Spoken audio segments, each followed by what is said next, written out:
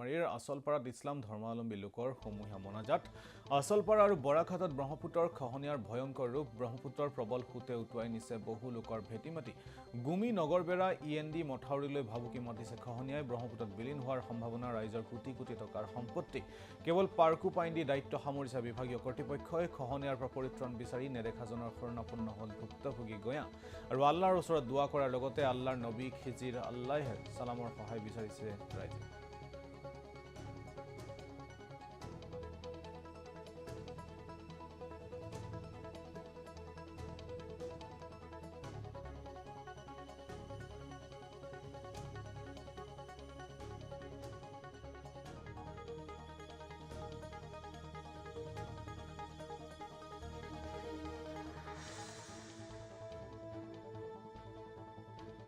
তাৰপিছত ছয়গাঁও সমষ্টিৰ মানে গৰৈমাৰী অঞ্চলৰ বৰাঘাট আসলবৰা আৰু খলিহামাৰীৰ এক বৃহৎ এলেকা আজি 3 মাহ হ'ল মানে ইয়াতে ব্ৰহ্মপুত্ৰ নদীয়ে কালৰূপ ধাৰণ কৰিছে বেছিকৈ আৰু এইটো সপ্তাহত নেৰানে পৰা বৰষুণৰ ফলত এনেকুৱা পৰিস্থিতি হৈছে মানে এই পৰিস্থিতিৰ ফলত 50 ঘৰৰো অধিক মানুহ ইয়াৰ পৰা মানে উঠি যাব লগা হৈছে আৰু 500ৰো অধিক কৃষিভূমি মানে ব্ৰহ্মপুত্ৰ নদীত যা গৈছে আমি ৰাইজৰ ফালৰ পৰা বাৰে বাৰে চৰকাৰ প্ৰশাসন তথা বিভাগীয় কৰ্তৃপক্ষক জনোৱাৰ পিছতো কোনো ধৰণৰ গুৰুত্ব বা কাণসাৰ দিয়া নাই যাৰ ফলস্বৰূপে আজি আমি মানে এই এলেকাৰ মানে মানুহখিনি ওলাই আহি মানে ৰাজহুৱাভাৱে মানে দুৱা প্ৰাৰ্থনা কৰিব বিচাৰিছোঁ যাতে আমাৰ হেক ভৰসা আল্লাহ তালাৰ ওপৰতেই মানে তেখেতেই আমাক মানে মৃত্যু কৰিব পাৰে বচাব পাৰে হেক ভৰসা হিচাপে আমি আজি কোভিডৰ চতুৰ্থ ঢৌক লৈ কেন্দ্ৰৰ সতৰ্কবাণী পূৰ্বতকৈ অধিক ভয়ংকৰ হ'ব পাৰে কোভিডৰ চতুৰ্থ ঢৌ 5 ৰাজ্যলৈ কেন্দ্ৰীয় চৰকাৰৰ সতৰ্কতামূলক পত্ৰ দিল্লী হাৰিয়ানা কেৰালা মহাৰাষ্ট্ৰ আৰু মিজোৰামলৈ সতৰ্কবাণীৰে পত্ৰ আন ৰাজ্যৰ তুলনাত এই 5 ৰাজ্যত বৃদ্ধি পাইছে কোভিড-19ৰ ঘটনা 5 ৰাজ্যত কৰোনাৰ সংক্ৰমণ বৃদ্ধিক লৈ উদ্বিগ্ন কেন্দ্ৰীয় চৰকাৰ কোভিড টেষ্ট ট্ৰেকিং আৰু ভেকচিনেশ্যন সন্দৰ্ভত ৰণনীতি প্ৰস্তুত কৰিবলৈ আহ্বান জনাইছে 5খন ৰাজ্যক সংক্ৰমণৰ হাৰ নিৰীক্ষণ অব্যাহত ৰাখিবলৈ পৰামৰ্শ দিছে কেন্দ্ৰই আৰু 5 ৰাজ্যলৈ কেন্দ্ৰৰ সতৰ্কতামূলক পত্ৰ দিল্লী হাৰিয়ানা কেৰালা আৰু মহাৰাষ্ট্ৰ মিজোৰামলৈ সতৰ্কবাণী প্ৰেৰণ কৰিছে কেন্দ্ৰ চৰকাৰে আন ৰাজ্যৰ তুলনাত এই 5খন ৰাজ্যত বৃদ্ধি হৈছে কোভিড-19ৰ সংক্ৰমণ 5 ৰাজ্যত কৰোনাৰ সংক্ৰমণ বৃদ্ধিক লৈ উদ্বিগ্ন হৈছে এটা কেন্দ্ৰীয় চৰকাৰ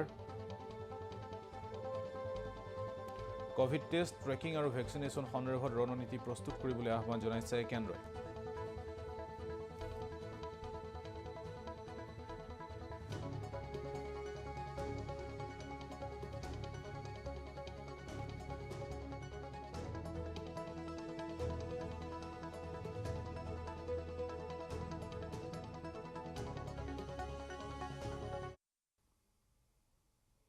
লংকাত বিধ্বংসী অগ্নিকাণ্ড জুইত সম্পূৰ্ণৰূপে জাহ গ'ল 50ৰ পৰা 70খন বিপণী 7খনকৈ অগ্নি নিৰ্বাপক বাহিনীৰ বাহনৰ সহায়ত জুই নিৰ্বাপন কৰা হয় জুইত জাহ গ'ল প্ৰায় 4.5 কোটি টকাৰ সম্পত্তি জুই সূত্ৰপাতৰ কাৰণ বৰ্তমানলৈকে জানিব পৰা হোৱা নাই শ্বৰ্ট চাৰ্কিটৰ ফলতে অগ্নিকাণ্ডৰ সন্দেহ কৰা হৈছে আৰু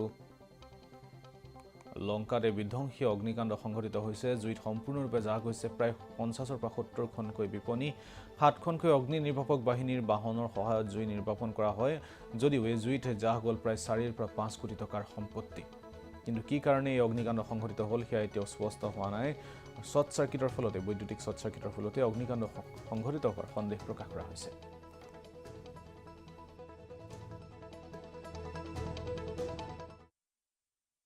লংকা পিয়লি বজাৰত আৰু চব্জি বজাৰ যোনটো আছে প্ৰায় 300 মান দোকান হ'ব ইয়াতে বেছি অধিক হ'ব পাৰে জলি চুৰমাৰ হৈ গ'ল এতিয়ালৈকে বৰ্তমান কেইবা কোটি টকাৰ হ'ব মানুহৰ যিবিলাক সামান আছিল বস্তু বাহিনী যিবিলাক আছিল জলি ধ্বংস হৈ গ'ল ফায়াৰ ব্ৰিগেড বৰ্তমান 4খন অলৰেডি 5খন চলি আছে আৰু প্ৰশাসনক মই ধন্যবাদ দিছোঁ যিটো প্ৰশাসনে বহুত চেষ্টা কৰি আছে লামডিং কক পূজাই কক আৰু শংকৰনগৰ য'ৰ পৰা পাৰি আছে প্ৰশাসনে ফায়াৰ ব্ৰিগেড আনি আছে এতিয়ালৈকে যদি আৰু 40 মিনিটমান হৈছে লগাত আৰু যদি 20 আধা ঘণ্টামান জ্বলে তেতিয়াহ'লে পূৰা লংকা বজাৰত কমচে কম 700-800মান দোকান জ্বলিব পাৰে।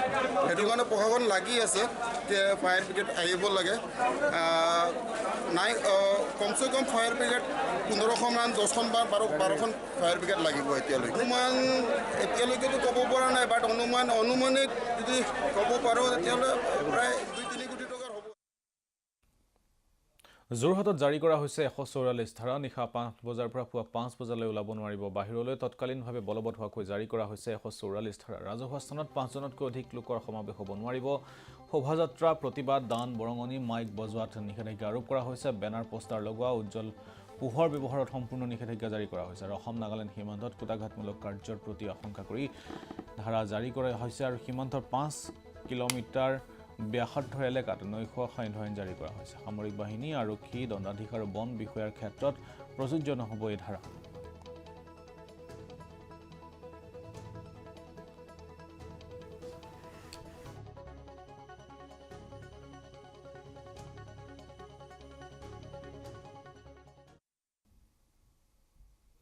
গুৱাহাটীত কমনৱেলথ পাৰ্লিমেণ্টাৰী এছ'চিয়েশ্যনৰ বৈঠক। এই বৈঠকত অংশগ্ৰহণ কৰিছে কমনৱেলথৰ 54খন দেশে। অসমত উপস্থিত হৈছে লোকসভাৰ অধ্যক্ষ ওম বিৰলা। আৰু প্ৰথমবাৰলৈ অসমত অনুষ্ঠিত হৈছে কমনৱেলথ পাৰ্লিমেণ্টাৰী এছ'চিয়েশ্যনৰ এই বৈঠক। আৰু এই গুৰুত্বপূৰ্ণ বৈঠক এইবাৰ প্ৰথমবাৰলৈ গুৱাহাটীত অনুষ্ঠিত হৈছে। আৰু লোকসভাৰ অধ্যক্ষ ওম বিৰলাই এই অনুষ্ঠানত অংশগ্ৰহণ কৰিছে। আৰু এই অনুষ্ঠানত এই বৈঠকত 54খন দেশে অংশগ্ৰহণ কৰিছে। আৰু প্ৰথমবাৰলৈ অসমত অনুষ্ঠিত হৈছে কমনৱেলথ পাৰ্লিমেণ্টাৰী এছ'চিয়েশ্যনৰ বৈঠক। পোনে পোনে আপোনালোকক লৈ যাব বিচাৰিছোঁ কমনৱেলথ পাৰ্লিমেণ্টাৰী এছ'চিয়েশ্যনৰ বৈঠকলৈ।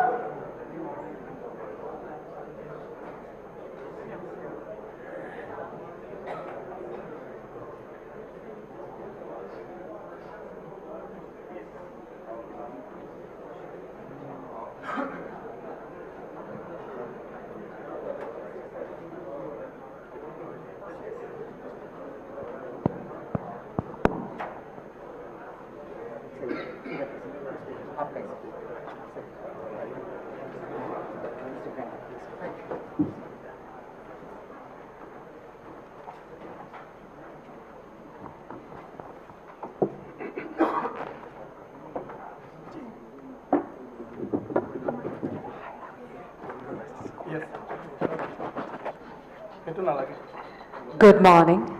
Namaskar. Honorable Speaker, Lok Sabha, Shri Om Birla, Honorable Ian Little Granger, Chairperson, Commonwealth Parliamentary Association Executive Committee, Honorable Chief Minister of Assam, Dr. Himanta Biswa Sarma, Honorable Speaker, Assam Legislative Assembly, Shri Biswajit Doimari, Excellencies, distinguished members of Commonwealth Parliamentary Association Executive Committee, Honorable Ministers, Members of Parliament, Members of Assam Legislative Assembly, ladies and gentlemen. On behalf of Assam Legislative Assembly and Commonwealth Parliamentary Association, Assam State Branch and Commonwealth Parliamentary Association, India Region, I extend a warm welcome to you all to the inaugural ceremony of the Mid-Year Executive Committee meeting of Commonwealth Parliamentary Association. It is indeed a matter of immense pride and honor for Assam that a mid-year meeting of Executive Committee of Commonwealth Parliamentary Association is being organized in India for the first time, and Assam Legislative Assembly is playing the host. We feel deeply honored to be able to welcome you all to the picturesque land of Blue Hills, the mighty Brahmaputra, endless tea gardens spanning the horizon, magnificent forests where the one-horned rhino roams free, a land known for its smiling people with kindness in their hearts and warmth in their demeanor. Experience hospitality sublime. Be blessed by the divine goddess Kamakhya. We hope that you have enjoyed this slice of heaven on earth.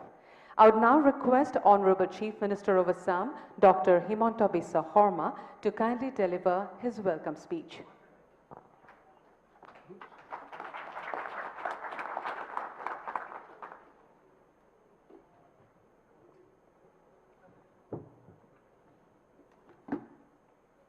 Honorable Speaker, Lok Sabha, Shri Om Birla ji, Honorable Ian Little Granger, Chairperson, Commonwealth Parliamentary Association Executive Committee, Shri Biswajit Doimari, Honorable Speaker, Assam Legislative Assembly, Honorable Members of Commonwealth Parliamentary Association Executive Committee, Honorable Ministers, Honorable Members of Parliament, Honorable Members of Assam Legislative Assembly, ladies and gentlemen. First of all, I extend a warm welcome to Honorable Speaker of Lok Sabha, Shri Om Birla ji, all the representatives from member countries of Commonwealth Parliamentary Association and other esteemed guests to this inaugural program of the Mid-Year Executive Committee meeting of CPA being held at Guwahati today. In 7-decade-old Indian parliamentary democratic setup, today is indeed a historic day. It is for the first time that the Mid-Year Executive Committee meeting of the Commonwealth Parliamentary Association is being held in India. I feel immensely proud that CPA Assam State Branch has got the historic opportunity to host this landmark event at Assam Legislative Assembly, which is one among the many public institutions that has an enduring influence in the lives of the people of the entire northeastern region of India.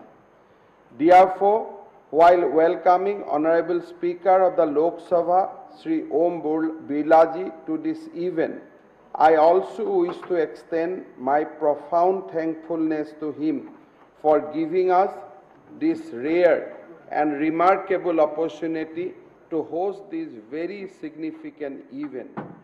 This is indeed a proud moment for the people of Assam, and in the legislative annals of our state, this day will always be remembered as a red letter day. I also feel immensely delighted to say that the representative from 53 member countries covering all 9 regions of CPA have joined this event either physically or through virtual mode today. While representatives from member countries including United Kingdom, Ghana, Malaysia, Australia, Zambia, Sierra Leone, Kenya, Tanzania, Barbados, Singapore, and India have come all the way to Assam to take part in this event. Representatives from rest of the countries have joined this event virtually. Assam is indeed proud and delighted to have you all amidst us. At this momentous occasion, I am pleased to inform you that our state, being the largest among 8 northeastern states of India, is blessed with large variety of natural resources and very rich biodiversity. Assam is home to the famous one-horn rhino at Kaziranga and other national parks which have variety of wildlife. Our state is nurtured by one of the greatest rivers of the world, Brahmaputra. Assam tea is famous throughout the world, and there are around 850 tea gardens in our state. The petroleum industry in India started at Digboi in Assam, and we have today 4 refineries and significant petroleum as well as natural gas reservoirs. Moreover, in the democratic setup of our country, Assam Legislative Assembly, where the CPA meet is being held, is one of the oldest in India, second only to the Uttar Pradesh Assembly.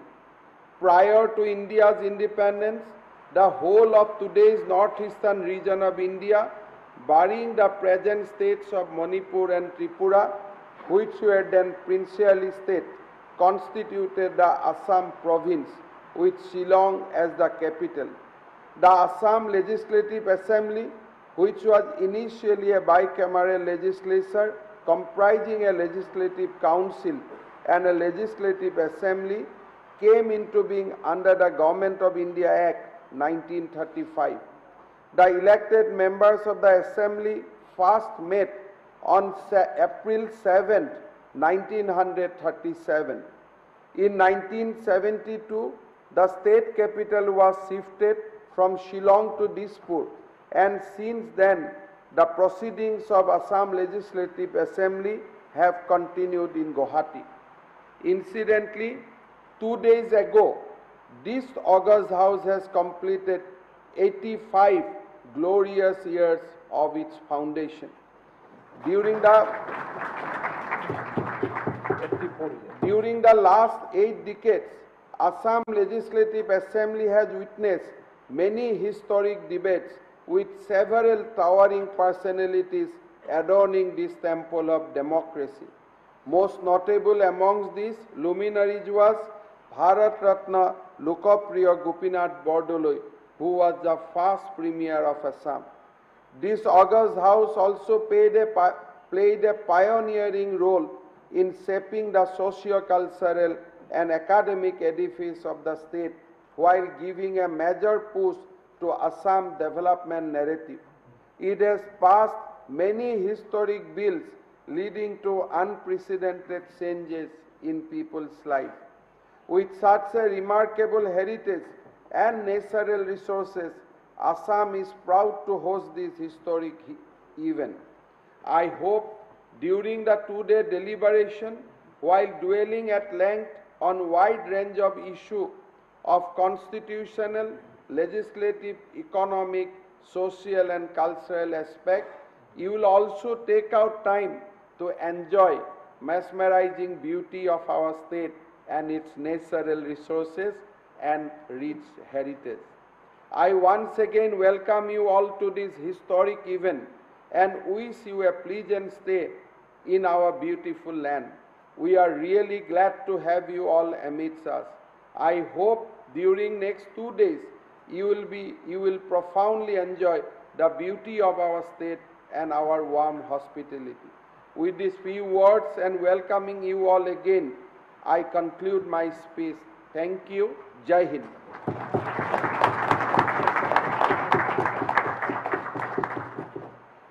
Thank you, sir. I would now request Honorable Ian Little Granger, Chairperson of the Commonwealth Parliamentary Association Executive Committee, to kindly address the August gathering. Thank you very much and good morning. Honourable Speaker of the Lok Sabha, good morning. Chief Minister of Assam, thank you for your kind words in 85 years of this incredible place. The Speaker of Assam, good morning, sir. To CPA office holders and executive members, to honourable members of the staff of the Assam Legislative Assembly and the Lok Sabha, and the CPA regional secretaries and all the parliamentary staff, can I wish you good morning. It is an incredible pleasure for us all to be here in Guwahati at the CPA Mid-Year Executive Committee meeting of 2022, hosted by the CPA Assam branch and CPA India regional branch, and to be here with all colleagues and friends, as you said, First Minister, from across the world. It is an enormous honour. It's much more so because this meeting has been postponed because of the difficulties we had with COVID over the last 2 years. And I'm very grateful for the long patience that you've had for allowing us to come here now and actually finally do this. I'd also thank you all here in India, both federal and state, for being such an enormously important part of the CPA. We've just heard the history of the Assam region, and it's fascinating. And you have been a hugely important part of the CPA family for very, very many years. We've been going since 1911. We are, I hope, historically still a great family of nations and a great family of people working together. This, I will say, is my first chance as acting chairperson, and also embarrassing, my first visit to India and Assam. It is a wonderful location. I had the great honour with Joy and Shamu yesterday of not only going to see the wonderful heritage centre here, but also the tea auction house in the town, and that was absolutely marvellous. But I think what is so important is, over the next 2 days, we have a chance to talk, and get to know each other. There are many people here who I've never met. I've seen you on the screen, but can I say you're much better looking when we're together? And it's just such a privilege to be here with you all today. I just want to, if I may, Mr. Speakers, is just to read out the purpose of the CPA, because I think now, even all those years ago, when they aspired to bring nations together across the world, and the Commonwealth, when Her Majesty started, was 8 countries, we're now 54, and we've increased. But it was to connect, develop, promote, and support parliamentarians and their staff to identify benchmarks of good governance and the implementation of the enduring values of the Commonwealth. Well, I don't think you can better sum up why we're here today. That it is that wonderful family to which we all aspire and we enjoy being part of. To be able to promote good governance across 180 CPA branches, using our own internal governance as an organisation, our wonderful secretariat, is why these meetings, wherever they are in the world, are so important. They're crucial to make sure that we get the consensus on how to take matters, pressing matters together. We are like a family. We can fall out, we can bicker, but we come back together to unite in common purpose. Can I please also take the chance to thank Stephen Twigg, who I've just realised is sitting in front of me. Stephen, I'm so sorry, I was looking for you, couldn't see you. And the executive team, who do an amazing job in making sure that everything happens the way it should. There are only 20 of them, and that is to look after a large organisation like this is incredible. But can I also thank the regional secretaries, the committee members, and also here in India, just not across the world, here in India, because it has been wonderful. I've never seen so many protocol officers, I will say, Mr. Speaker, absolutely wonderful. And I think that to sum this up, the next few days, both with our conference and with the India Regional Conference, is a chance to reset our values, to make sure we understand where we're going in the next few years. And our challenge, Mr. Speaker, is to make sure that we are able to benefit all our members, not just as countries or delegations, but as individuals. We are all parliamentarians. But to make sure that we move forward together as that family. And I would like to thank you again, if I may, for the incredible hospitality, the kindness, the incredible patience that when things go wrong, as they inevitably do, and the humour that we've all seen over the last few days since we all arrived. And lastly, can I please wish you a good conference? Let's all have a good and interesting conference. Lots of talking, lots of laughter, and lots of friendship. Mr. Speaker, thank you very much, sir. Thank you for your enlightening words, sir. I would now request Shri Om Birla, Honorable Speaker, Lok Sabha and Chairperson, Commonwealth Parliamentary Association, India Region, to kindly deliver his inaugural address.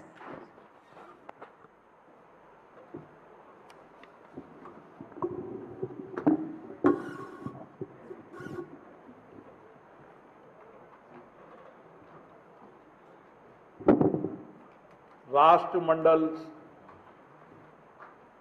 संसदीय संघ के कार्यकारी बैठक में राष्ट्रमंडल संघ की कार्य समिति के कार्यकारी अध्यक्ष, चेयरपर्सन, एक्सलेंसी यान लिडेन गेंगर जी, इस राज्य के लोकप्रिय यशस्वी मुख्यमंत्री श्री हेमंत बिस्वा शर्मा जी, असम विधानसभा के माननीय अध्यक्ष श्री विश्वजीत देमारी जी, केंद्रीय मंत्रिमंडल के सदस्य रामेश्वर तेली जी, माननीय सांसदगण, असम सरकार के मंत्रिमंडल के सदस्यगण और सीपीए कार्य समिति के सभी सदस्यगण, मैं भारत की जनता की ओर से, भारत की संसद की ओर से आप सबका हार्दिक अभिनंदन करता हूं, स्वागत करता हूं।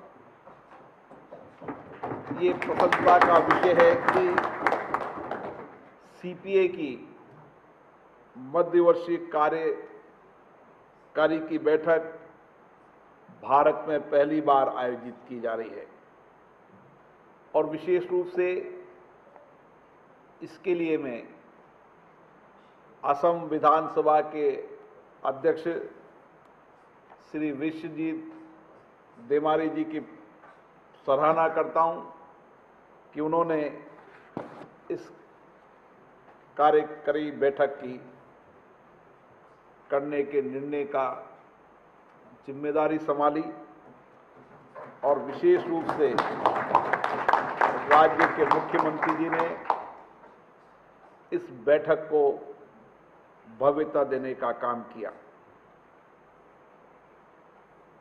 जैसा कि मुख्यमंत्री जी ने बताया कि असम भारत का पूर्वोत्तर क्षेत्र है जो देश और दुनिया में बहुत खूबसूरत है। यहाँ की खूबसूरत वादियाँ, यहाँ की घाटियाँ, यहाँ की मनोरम नदियाँ, माँ देवी काम्यका का प्रसिद्ध मंदिर, यहाँ की बौद्ध संस्कृति, यहाँ की सांस्कृतिक धरोहर और विविधता वाला ये पूर्व प्रदेश भारत का सबसे महत्वपूर्ण प्रदेश है। माननीय सदस्यों, राष्ट्रमंडल संसदीय संघ में 9 रीजन के 53 देशों के 180 विधानमंडल के सदस्य हैं। ये सभी सदस्य सामूहिक रूप से अपनी उत्कृष्ट परंपराओं, प्रभावी नीतियों और नवाचारों को साझा करते हुए संसदीय लोकतंत्र को एक मजबूत और एक उचित प्लेटफॉर्म देते हैं, ताकि हम अपने अनुभवों को, विचारों को, अच्छे नौचारों को आपस में साझा कर कर लोकतांत्रिक संस्थाओं को सशक्त कर सके, मजबूत कर सके। मुझे खुशी है कि कार्यकारी समिति के चेयरपर्सन, उनके सक्रिय सहयोगों से सीपीए ने अंतर संसदीय संगठन में एक विशेष दर्जा हासिल किया है और आज ये एक ऐसा मंच बन गया है जिसके माध्यम से हम अपने अनुभवों, विचारों, नवाचारों, अपने अपने देश के अंदर लोकतांत्रिक व्यवस्थाओं से किस तरीके से लोगों के जीवन में परिवर्तन ला सकते हैं, इसके लिए व्यापक मंच बन चुका है। साथियों, भारत लोकतांत्रिक मूल्यों और लोकतांत्रिक शासन व्यवस्था के अंदर प्रबल समर्थक है और राष्ट्रमंडल संघ के अंदर भी एक सक्रिय और जवाबदेही भागीदारी निभाता है। दुनिया के 100 देश से ज्यादा देशों में आज भी लोकतंत्र है और दुनिया के अधिकतम देश अपनी शासन पद्धतियों को लोकतंत्र पद्धतियों के अनुसार चलाने के लिए लगातार प्रयास कर रहे हैं, लेकिन भारत लोकतंत्र में एक विशिष्ट स्थान रखता है। भारत का लोकतंत्र बहुत प्राचीनतम है।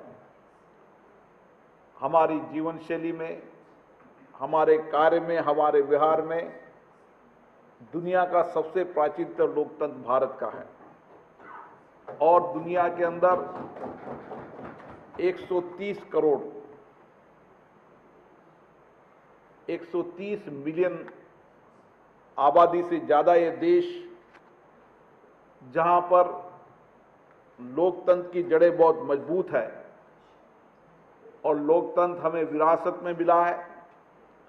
हमने इस लोकतंत्र की सोच और विचार को और आगे बढ़ाया है। स्वतंत्रता प्राप्ति के 75 वर्ष की गौरवशाली यात्रा में हमारा लोकतंत्र और समृद्ध हुआ है, मजबूत हुआ है, परिपक्व हुआ है। लोकतंत्र के प्रति नागरिकों का विश्वास, भरोसा और बढ़ा है।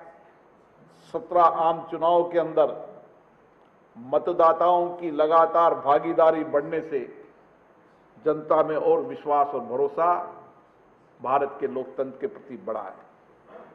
केंद्रीय विधायिकी के रूप में 800 से ज्यादा माननीय सदस्य, 4000 से ज्यादा हमारे राज्यों के विधायक, 3 लाख से ज्यादा पंचायत, नगर पालिकाएं। हमारा लोकतंत्र का ढांचा ग्रामीण क्षेत्र से लेकर ग्राम की छोटी इकाई, जहां ग्राम पंचायत जिसे कहते हैं, लोकल बॉडीज, लोकल ग्रामीण बॉडीज कहते हैं, वहां भी लोकतांत्रिक तरीके से वहां पर सदस्य चुने जाते हैं। इसी तरीके से अर्बन इलाके के अंदर भी लोकतांत्रिक तरीके से सदस्य चुने जाते हैं। इसलिए लोकतंत्र हमारे नीचे से ऊपर तक हमारा लोकतंत्र सशक्त है और इसमें देश के 90 करोड़ से अधिक मतदाता सक्रिय रूप से भागीदारी निभाते हैं और जिस सहज रूप से जनता का जनादेश के आधार पर सत्ता का सहज स्थानांतरण भारत में लोकतंत्र में होता है, इससे लगता है कि भारत का लोकतंत्र बहुत सशक्त है, मजबूत है। भारत का लोकतंत्र दुनिया का सबसे बड़ा कार्यशील लोकतंत्र है। सबसे जीवंत और प्रगतिशील लोकतंत्र के लिए विभिन्न स्तरों पर हम लगातार जनता से डायरेक्ट इलेक्शन के माध्यम से हमेशा जनादेश लेते हैं।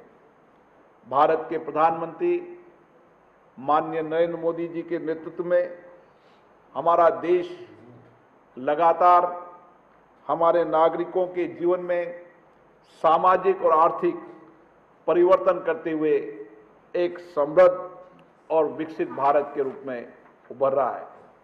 भारत में सबका साथ, सबका विश्वास, सबके प्रयासों से सभी लोकतांत्रिक संस्थाएं यहां पर काम करती है। हमारी कोशिश होती है कि अधिकतम जनता की भागीदारी लोकतांत्रिक संस्थाओं के अंदर हो। भारत की आज़ादी के 75 वर्ष पूर्ण होने पर हम आज़ादी का अमृत महोत्सव मना रहे हैं और ये अमृत महोत्सव में हम लोगों की भागीदारी और बढ़े, लोगों का विश्वास और बढ़े, इसके लिए देश की सभी लोकतांत्रिक संस्थाएं अमृत महोत्सव के माध्यम से जन जन से जुड़ रही है। जिस प्रकार राष्ट्रमंडल विभिन्न देशों का समूह है और सामाजिक कल्याण के लिए काम करता है, उसी तरीके से भारत में भी 28 राज्यों और 8 संघ राज्य क्षेत्रों से मिलकर एक देश बना है। हमारी भौगोलिक, हमारी सांस्कृतिक, हमारी अलग अलग कल्चर, अलग अलग एक्टिविटीज, खान पान, रहन सहन, विविधताओं के होने के बाद भी हमारा लोकतंत्र और सशक्त हुआ है। भारत एक देश, ऐसा देश है जहां जितनी विविधता है उतना ही हमारा लोकतंत्र मजबूत होता चला गया है। साथियों, कोविड-19 की विश्वव्यापी संकट ने हम सबको प्रभावित किया है। कोरोना महामारी ने हमें सिखाया है कि हमें सामूहिकता के साथ, एकजुटता के साथ वैश्विक समस्याओं का मुकाबला करना हमारी अब नई जरूरत हो गई है। इसलिए हमें कोशिश करना चाहिए कि हम किस तरीके से पूरे विश्व के देश मिलकर किसी भी चुनौतियों का, किसी भी संकट का सामूहिकता के साथ मुकाबला करें।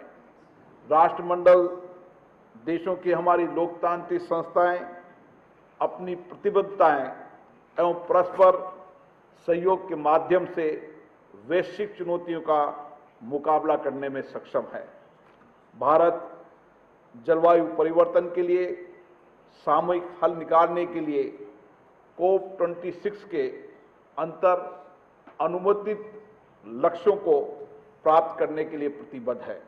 इसके लिए इंटरनेशनल सोलर अलायंस जैसे इंसेंटिव हो ताकि नवीकरणीय ऊर्जा का अधिकतम प्रयोग हो सके।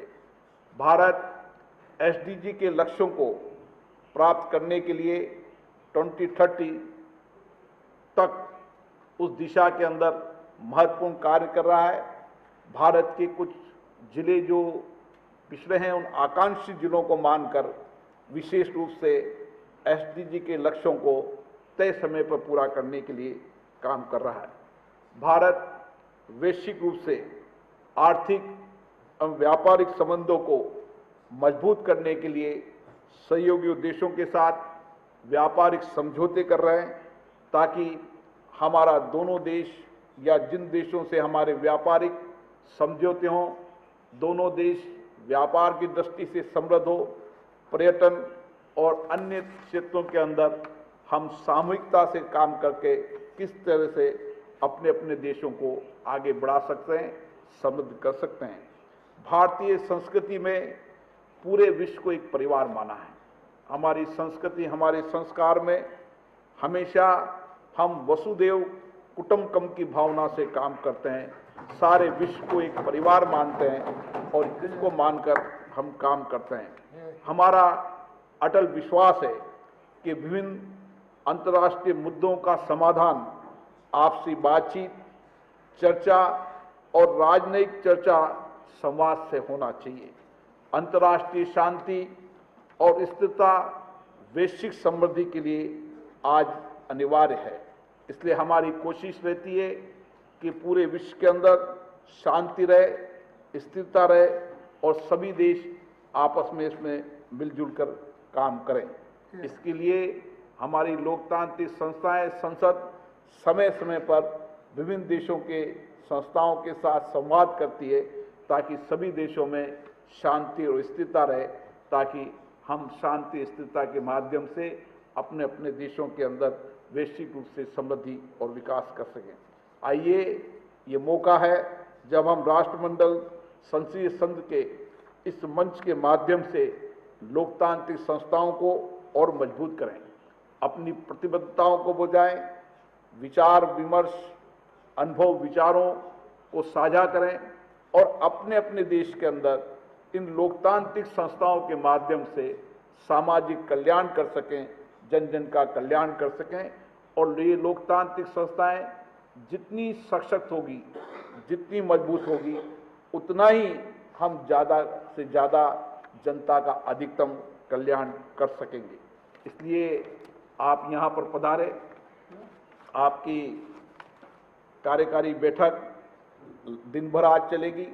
विभिन्न विषयों पर आप चर्चा करेंगे, संवाद करेंगे और आप आज की ये चर्चा परिणाम पूर्वक होगी ताकि हम संपूर्ण विश्व के अंदर शांति, अस्थिरता के साथ लोकतांत्रिक संस्थाओं को मजबूत करते हुए, सशक्त करते हुए किस तरीके से अच्छी बेस्ट प्रैक्टिसेज को अलग अलग लोकतांत्रिक संस्थाएं आपस में अपनाएं ताकि अपने अपने देश को, लोकतंत्र को और मजबूत कर सके। आप सभी को बहुत बहुत धन्यवाद। जय Hind.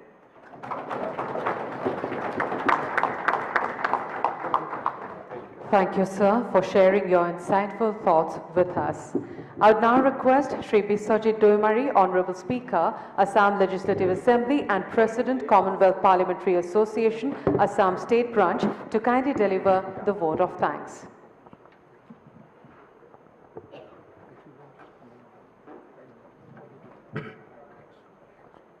Honorable Speaker, Lok Sabha Shri Om Birla Ji,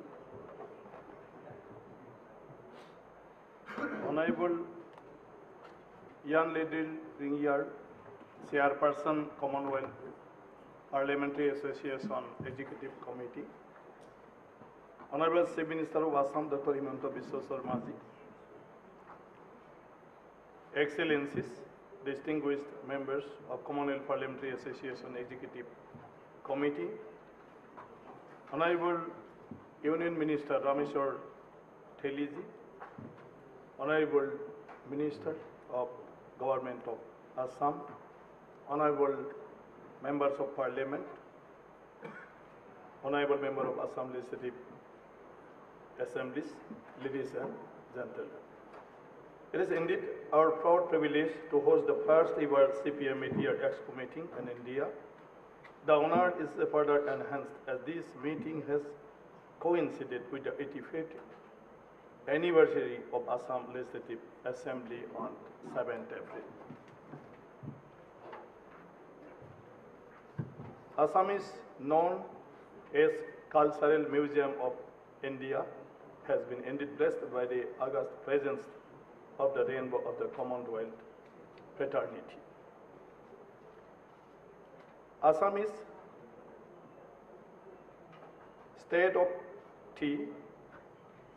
This is known all over the world. Assam is known as a mini India, where different tribes and communities having different cultures, traditions, language, and customs coexist peacefully. And for you, this is mini world also. Like a world in Assam, there is many tribes, and we have already shown yesterday also somebody who have visited in the border of Bhutan. Yesterday, there is many tribes, and they have different culture, different language. So it is like a mini world.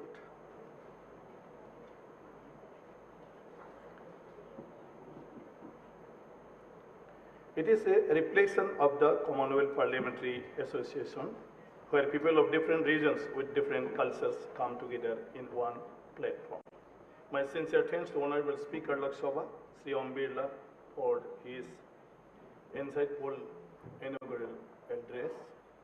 My sincere thanks and gratitude to Honorable Granger ji, Chairperson of CPA Exco, for his speech, which has ended embellished the proceedings of the inaugural ceremony today. I also thank Honorable Chief Minister Assam Dr. Himanta Biswa Sarma for his inspiring welcome speech and his generous and constant support, which has made organizing of this historic event possible. Before concluding, I would also thank all of you from the core of my heart for gracing this occasion, in spite of numerous challenges of international travel. With these few words, I conclude my speech. Thank you once again. Joy Hind.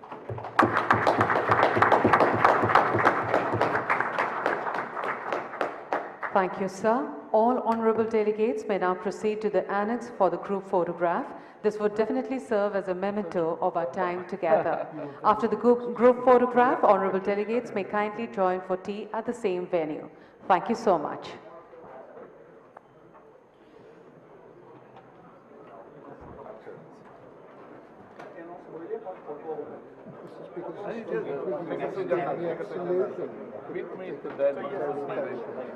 Your time is now very well.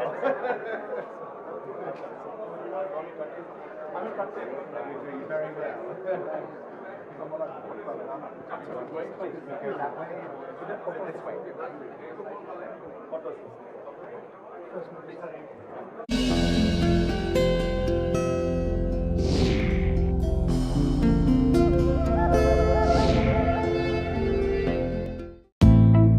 আপোনাৰ বাৰু খোৱাত ৰুচি আছে নেকি? সুস্বাদু খাদ্য সম্ভাৰৰ সৈতে পৰিয়ালৰ লগত সময় কটাই ভাল পায় নেকি? আপোনাৰ বাবে ভাল খবৰ। 9 ৰূপেৰে সজাই তোলা হৈছে 7 Heaven ৰেষ্টুৰেণ্ট। ভাৰতীয় খাদ্যৰ পৰা পাশ্চাত্য খাদ্য সম্ভাৰলৈ ৰসাল আড্ডাৰ লগতে লওক সুলভ মূল্যত ভিন্ন সোৱাদ। 7 Heaven restaurant near Bora service petrol pump.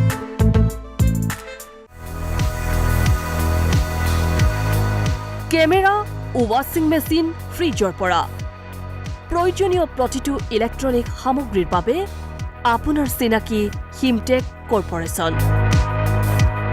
ঠিকনা 7 Heaven complex, ground floor, near Bora service petrol pump.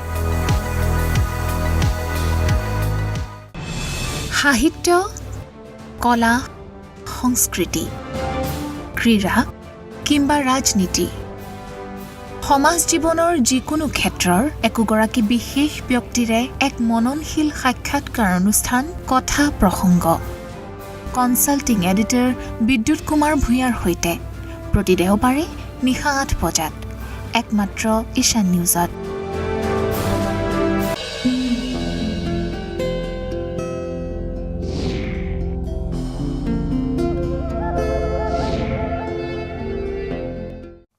বিৰতিৰ পাছত পুনৰ উভতি আহিছোঁ পুৱাৰ বাতৰিলৈ। কুঁহিপাতৰ আৰে আৰে আহিছে বহাগ। হেঁপাহৰ ৰঙালী বিহুটিকা দৌৰিবলৈ সাজু হৈছে প্ৰতিজন অসমীয়া।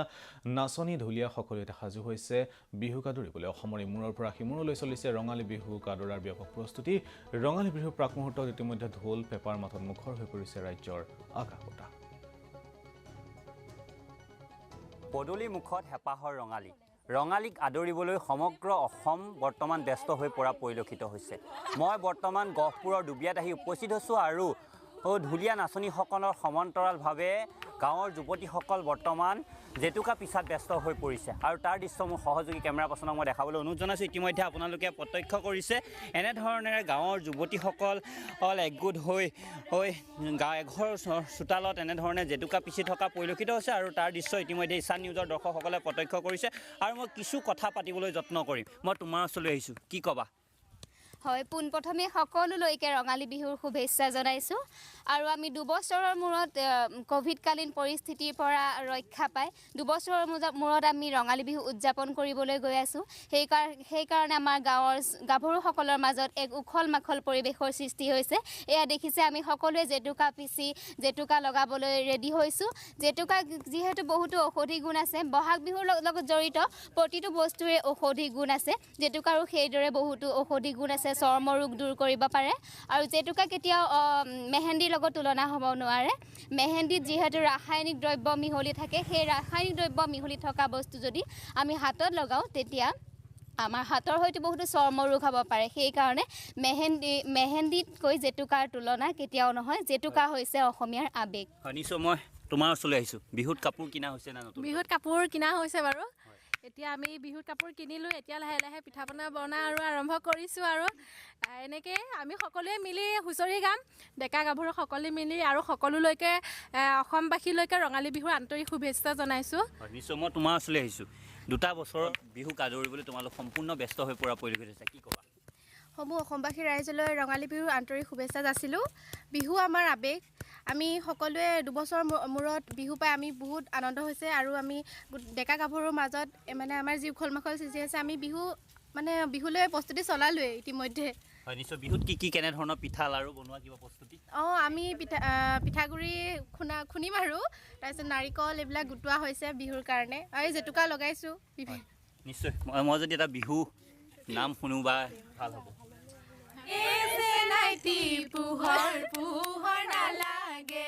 পোহৰ পোহৰ নালাগে যোনে পোহৰ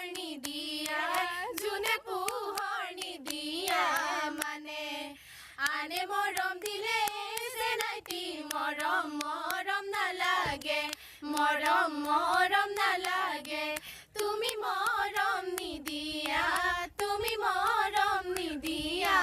মানে হয় নিশ্চয়কৈ এনেদৰে গাঁৱৰ যুৱতীসকল বহাগ বিহুক আদৰিবলৈ সম্পূৰ্ণ প্ৰস্তুতি আৰম্ভ কৰা পৰিলক্ষিত হৈছে যিহেতু বজাৰত যিসমূহ মেহেন্দি ওলাব মেহেন্দিসমূহক প্ৰত্যাহ্বান জনাবৰ বাবে এনেধৰণে গাঁৱৰ যুৱতীসকলে জেতুকা পিচি হাতত জেতুকা লৈ বহাগ বিহুক আদৰিবলৈ সম্পূৰ্ণ প্ৰস্তুতি হোৱা পৰিলক্ষিত হৈছে বিহুৰ আমি মাল বিক্ৰী কৰিব নোৱাৰিলোঁ এইবাৰ জিঅ' খোলা দিছে চৰকাৰে এতিয়া সেইমতে আমি বনাইছোঁ অৰ্ডাৰো পাইছোঁ পালে কি হ'ব বতৰে খাই দিছোঁ বৰষুণৰ কাৰণে আজি সপ্তাহ 10 দিনে বৰষুণৰ কাৰণে মালে শুকাব পৰা নাই দিব পৰা নাই এতিয়া আমাৰ মালৰ অৰ্ডাৰ ছয়গড়ৰ পৰা আহিছে বাইহাটাচালিৰ পৰা আহিছে গৰেশ্বৰৰ পৰা আহিছে টংলাৰ ওদালগুৰিৰ আহে সিহঁতো নিবা আহে আমিও দিবা যাওঁ এতিয়া মালে শুকাব পৰা নাই কেতিয়াৰ পৰা কৰি আছে আজি 60-70 বছৰ হ'ল মোৰ বয়সৰ পৰা কৰি আছোঁ কি গছৰ কৰে এই আম কঁঠাল মদাৰ গাছ কদম গাছ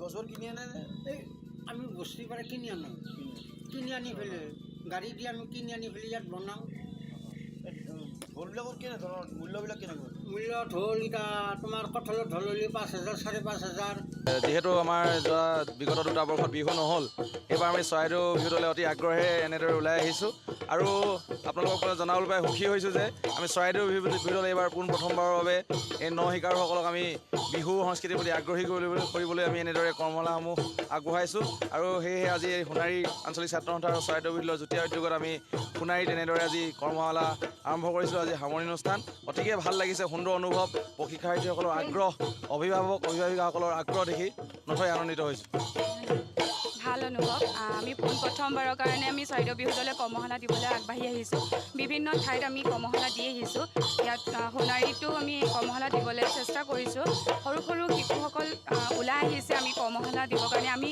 যিমানখিনি জানো সিমানখিনি তেওঁলোকক দিবলৈ চেষ্টা কৰিছোঁ আমি যেনেদৰে ওলাই আহিছোঁ তেওঁলোকো যাতে ওলাই আহি চৰাইদেউ বিহু দলটোক আগবঢ়াই নিয়ে যাতে। ঢোল পেপাৰ মাতে, ঢোল পেপা গগনাৰ মাতে বৰ্তমান ৰজনজনাই উঠিছে ৰহাৰ শংকৰদেৱ শিশু বিদ্যা নিকেতনৰ প্ৰাংগণ। হয়, নিশ্চয়কৈ যিহেতু 7দিনীয়া কাৰ্যসূচীৰে অংকুৰজ্যোতি বিহুৱা দল, ৰহাৰ অংকুৰজ্যোতি বিহুৱা দলে বিহু কৰ্মশালা আয়োজন কৰিছিল আৰু সেই বিহু কৰ্মশালাৰ আজি অন্তিমটো দিন আৰু ঢোল পেপা গগনাৰ শব্দৰে মুখৰিত হৈ পৰিছে, ৰজনজনাই উঠিছে বৰ্তমান যি ৰহাৰ শংকৰদেৱ শিশু বিদ্যা নিকেতন, শংকৰদেৱ শিশু বিদ্যা নিকেতনৰ প্ৰাংগণ। কণ কণ মইনাহঁতে এইদৰে বিহু যি প্ৰশিক্ষণ লৈ আছে, বিহু নৃত্য প্ৰদৰ্শন কৰা মোৰ পৰিলক্ষিত হৈছে। সেই দৃশ্য মোৰ সহযোগীয়ে ৰাজে দেখাই আছে।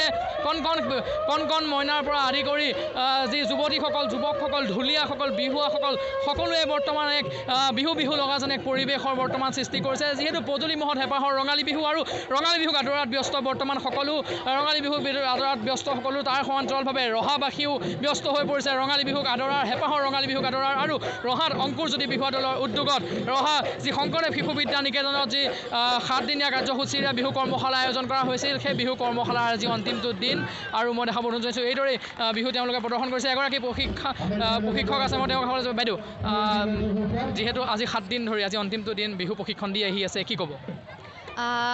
নমস্কাৰ। পোনপ্ৰথমে মই ৰহাবাসী ৰাইজলৈ সমূহ দৰ্শক আচলতে আগন্তুক ৰঙালী বিহুৰ ওলগ জনাইছোঁ। আচলতে ৰহালৈ যোৱা বছৰো আহিছিলোঁ। খুব ভাল এটা পৰিৱেশ, আপোনালোকে দেখিছেই চাগে। কণ কণ মাইনাসকলে ইমান ধুনীয়াকৈ কৰ্মশালা মানে তেওঁলোকে প্ৰশিক্ষণ ল'বলৈ আহিছে। আচলতে এনেকুৱা কণ কণ মাইনাসকলক দেখিলে আমাৰো আচলতে প্ৰশিক্ষণ দিবলৈহে মন যায়। মাতৃসকলকো মই ধন্যবাদ জনাব বিচাৰিছোঁ, কিয়নো তেওঁলোকে এই ঘৰৰ পৰা উলিয়াই লৈ আহিলে তেওঁলোকক। মাতৃসকলেও ইয়াত জেং বিহু শিকি আছে। খুব ভাল লাগিছে আচলতে। নিশ্চয়কৈ মই মোৰ সহযোগীক দেখাব অনুৰোধ জনাইছোঁ। কণ কণ ঢুলীয়াসকল আছে, কণ কণ নাচনীসকল আছে। এক ব্যতিক্ৰমী পৰিৱেশৰ বৰ্তমান সৃষ্টি হৈছে ৰহাৰ শংকৰদেৱ শিশু বিদ্যা নিকেতনৰ প্ৰাংগণত। মই দেখাব অনুৰোধ জনাইছোঁ সামগ্ৰিক পৰিৱেশ, ৰাজে দেখাই আছে সামগ্ৰিক পৰিৱেশ। কণ কণ মইনাহঁতে যি বিহুৰ সাজ পোছাকত বিহুক ধৰি ৰখাৰ এক অন্যতম প্ৰয়াস বুলি ক'ব লাগিব অংকুৰজ্যোতি বিহুৱা দল, ৰহাৰ অংকুৰজ্যোতি বিহুৱা দলৰ। আৰু 7দিনীয়া কাৰ্যসূচীৰে এইদৰে তেওঁলোকে উদযাপন কৰিছে যি বিহু কৰ্মশালা। আৰু সেই 7দিনীয়া কাৰ্যসূচী বিহু কৰ্মশালা আজি অন্তিমটো দিন আৰু মই পোনে এজন উদ্যোক্তা আছে, মই তেওঁৰ কাষলৈ যাব বিচাৰিম। উদ্যোক্তা দাদা, আজি অন্তিমটো দিন, কি ক'ব? আজি যি অন্তিম দিনীয়া কাৰ্যসূচী, আজি যি 7 দিনত শিকিবৰ কাৰণে ছাত্ৰ ছাত্ৰীখিনি ইয়াত আজি উপস্থিত হৈছিলহি, সেয়েহে তেখেতসকলে যি জ্ঞান আহৰণ কৰি পেলাই এই মুহূৰ্তত আমাৰ 3টা গ্ৰুপ ৰাইজৰ আগত প্ৰদৰ্শন কৰি পাৰ হৈ গৈছে। এতিয়া কণ কণ ল'ৰাহঁতৰ এতিয়া ঢোল বাদন আছে, তাৰপিছত আৰু 2টা গ্ৰুপ আছে। 2টা গ্ৰুপৰ পাছতে আমাৰ জেং বিহু প্ৰদৰ্শন কৰিব, তাৰপিছতে আকৌ পাতি ঢোল প্ৰদৰ্শন কৰিব যুৱত ডেকা ডাঙৰীয়ে। তাৰপিছতে আমাৰ যি আমি নিমন্ত্ৰণ কৰি অনা মনোজ হালৈ বিহু অনুষ্ঠান ইমান আছে। নিশ্চয়কৈ এক প্ৰশংসনীয় পদক্ষেপ, জাতীয় উৎসৱ বিহুক ধৰি ৰখাৰ এক প্ৰশংসনীয় পদক্ষেপ। ৰাজ্যৰ সমান্তৰালভাৱে ৰহাৰ অংকুৰজ্যোতি বিহুৱা দলেও বিহু কৰ্মশালা আয়োজন কৰিছে আৰু 7দিনীয়াকৈ আয়োজন কৰা এই বিহু কৰ্মশালাৰ আজি অন্তিমটো দিন আৰু অন্তিমটো দিনত এইদৰে 7 দিনত প্ৰশিক্ষণ লাভ কৰা শিক্ষাৰ্থীসকলে প্ৰদৰ্শন কৰিছে বিহু নৃত্য। হেঁপাহৰ ৰঙালী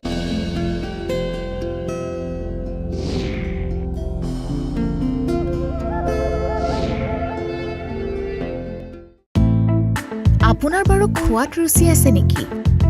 সুস্বাদু খাদ্য সম্ভাৰৰ সৈতে পৰিয়ালৰ লগত সময় কটাই ভাল পায় নেকি?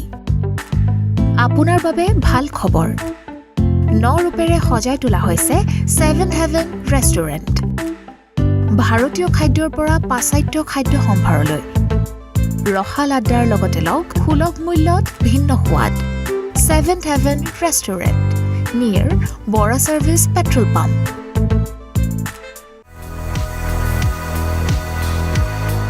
কেমেৰা, ৱাশ্বিং মেচিন, ফ্ৰিজৰ পৰা প্ৰয়োজনীয় প্ৰতিটো ইলেক্ট্ৰনিক সামগ্ৰীৰ বাবে আপোনাৰ চিনাকি হিমটেক কৰ্পৰেশ্যন। ঠিকনা 7 Heaven complex, ground floor, near Bora service petrol pump. সাহিত্য, কলা, সংস্কৃতি, ক্ৰীড়া কিংবা ৰাজনীতি, সমাজ জীৱনৰ যিকোনো ক্ষেত্ৰৰ একোগৰাকী বিশেষ ব্যক্তিৰে এক মননশীল সাক্ষাৎকাৰ অনুষ্ঠান কথা প্ৰসংগ। কনচাল্টিং এডিটৰ বিদ্যুৎ কুমাৰ ভূঞাৰ সৈতে প্ৰতি দেওবাৰে নিশা 8 বজাত একমাত্ৰ ঈশান নিউজত।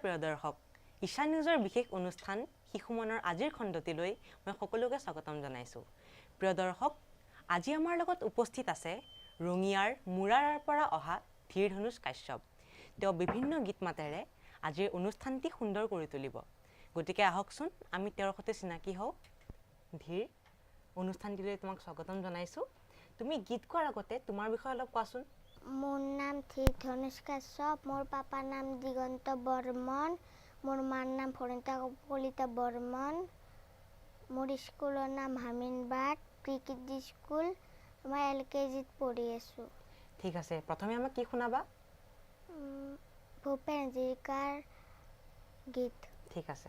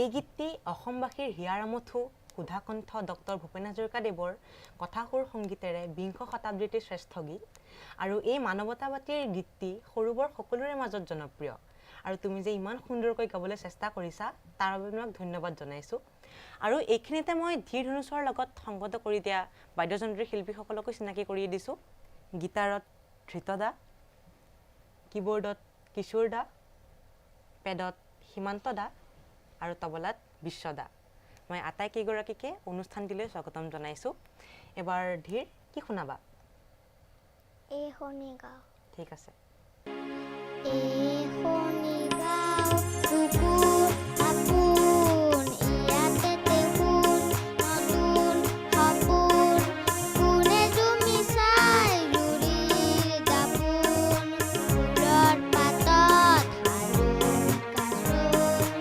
এই গাঁও আপোন আপোন এই গাঁও নিচে আপোন এই শনিগাঁও কুকুৰ আপোন ইয়াতে দেখোন নতুন সপোন কোনে জুমি চাই জুৰিৰ দাপোন ফুলৰ পাতত এই গাঁও আপোন আপোন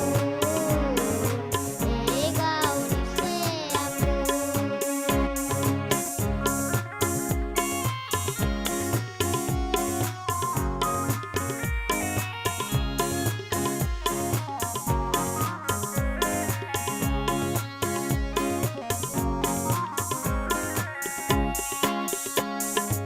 আগলি বাহত বগলী নাচিছে আগলি বাহত বগলী নাচিছে আলফুলকৈ কৌৱা হালিছে মুখে মুখে হাঁহি দেখোন মুখে মুখে হাঁহি দেখোন ফুলৰ পাতত এই গাঁও আপোন আপোন এই গাঁও নিচে আপোন এই শনিগাঁও কুকুৰ আপোন ইয়াতে দেখোন নতুন সপোন কোনে জুমি চাই জুৰিৰ দাপোন ফুলৰ পাতত এই গাঁও আপোন আপোন এই গাঁও নিচে আপোন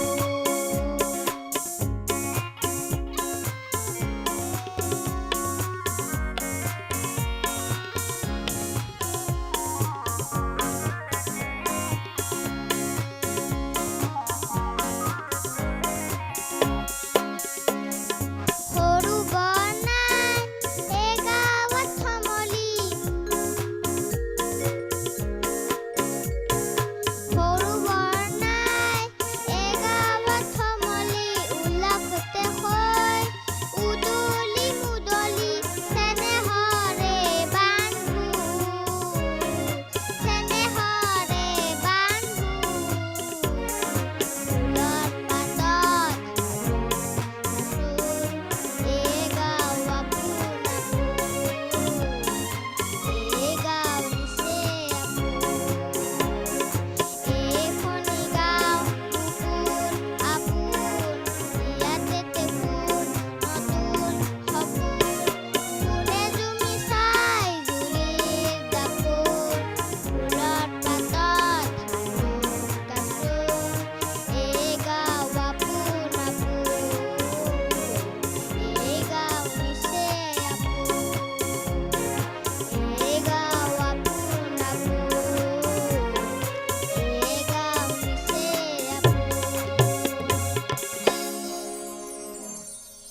বৰ ভাল লাগিল ধীৰ খুব সুন্দৰকৈ গীতটি পৰিৱেশন কৰিলা আৰু এই গীতটিৰ কণ্ঠ আছিল দীপেন বৰুৱাৰ আৰু এই গীতটিৰ কথা আছিল কেশৱ মহন্তৰ আৰু গীতটিত সুৰ দিছিল জিতু তপনে আৰু অসমীয়াৰ ঘাই শিপাডাল গাঁৱতে আছে গাঁৱৰ প্ৰাকৃতিক সৌন্দৰ্যৰ মাজত আছে আৰু গাঁৱত গৈ সকলোৰে ভাল লাগে নহয় জানো তোমাৰ ভাল লাগেনে গাঁৱত গৈ লাগে ঠিক আছে এইবাৰ কি শুনাবা ৰ'দ পাই ৰঙা হ'ল ঠিক আছে ৰ'দ